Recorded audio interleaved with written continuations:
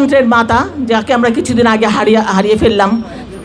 আসলে হয়তো পৃথিবী থেকে তিনি চলে গেছেন, কিন্তু আমাদের প্রত্যেকের অন্তরে তিনি রয়ে গেছেন, যেটা দীপু বলল এবং আমরাও ফিল করি। এবং আমাদের অন্তর থেকে তিনি আমাদের প্রতিনিয়ত শিক্ষা দিয়ে যাচ্ছেন এবং মাথার উপরে ছাতা দিয়ে যাচ্ছেন, কারণ তিনি আমাদের ফেলে কখনো যান নাই। এই দেশকে, দেশের মানুষকে তিনি সবসময় ভালোবেসেছিলেন। তাই আমাদের এখন তাকে প্রতিদান দেওয়ার কিন্তু সময় এসেছে। এই 12 তারিখে আমরা প্রতিদান দেব। আমরা কি চাই, আমরা দেশনেত্রী বেগম খালেদা জিয়াকে ভালোবাসি কি বাসি না, এটার প্রতিদান আমরা দেব ইনশাআল্লাহ ব্যালটের মাধ্যমে। অনেক দল অনেক কথা বলবে, কিন্তু আমরা যেন সেটাকে মাথায় না নেই ভাই। আমরা তো অত্যাচারের শিকার, তারা তো অত্যাচারের শিকার হয়নি। সেই অত্যাচারের প্রতিবাদ আমরা করব। আর আজকে আর বেশি কিছু বলবো না। আমাদের চেয়ারম্যান সাহেব অনেক বিশ্বাস করে দীপুকে আপনাদের হাতে তুলে দিয়েছে।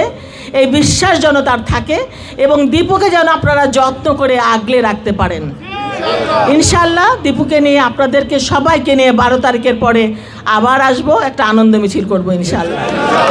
কারণ আমি মনে করি আজকে কিন্তু আমার প্রথম প্রচারণা দীপু, তোমার জন্য ইনশাআল্লাহ। আগলে রাখবেন ভাইয়েরা, ভাইয়ের মমতা দিয়ে ওর পাশ ছেড়ে কিন্তু কেউ যায় না। আমরা আন্তরিকভাবে অনুরোধ করে গেলাম যে সব সময় দীপুকে যেন আমরা আগলে রাখতে পারি, কারণ দীপু এই এলাকার একটা সম্পদ। এই তারাবো বলেন, নারায়ণগঞ্জ বলে একটা সম্পদ। তো দীপু যদি রূপগঞ্জের সম্পদ হয়, তাহলে তো দীপু দেশেরও সম্পদ। আমাদের দেশের সম্পদকে রক্ষা করতে হবে। সেই ব্যাপারে যেন আমরা সবাই এক এবং অদ্বিতীয় থাকি। আপনারা সবাই ভালো থাকবেন। আবার দেখা হবে ইনশাআল্লাহ। আসসালামু আলাইকুম।